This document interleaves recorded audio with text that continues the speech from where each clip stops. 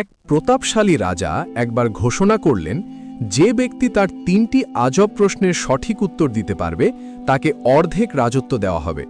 প্রশ্নগুলো ছিল, পৃথিবীর একদম কেন্দ্রবিন্দু কোথায়, আকাশে মোট কতগুলো তারা আছে, আর রাজা বর্তমানে মনে মনে কি ভাবছেন। রাজ্যের বড় বড় পণ্ডিতরা এসব প্রশ্নের উত্তর দিতে গিয়ে ব্যর্থ হলেন। শেষে এক সাধারণ মেষপালক রাজদরবারে এলো।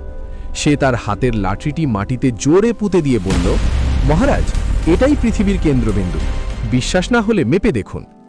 রাজা অবাক হয়ে দ্বিতীয় প্রশ্ন করলেন। মেষপালক তার একটি লোমশ ভেড়া রাজার সামনে এনে বলল, এই ভেড়ার শরীরে যতগুলো লোম আছে আকাশে ঠিক ততগুলোই তারা আছে।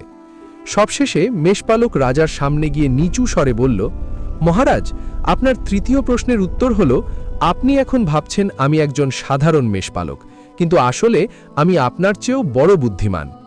রাজা তার উপস্থিত বুদ্ধি দেখে অট্টহাসি দিলেন এবং মেনে নিলেন যে পুঁথিগত বিদ্যার চেয়ে সাধারণ জ্ঞান অনেক বড়।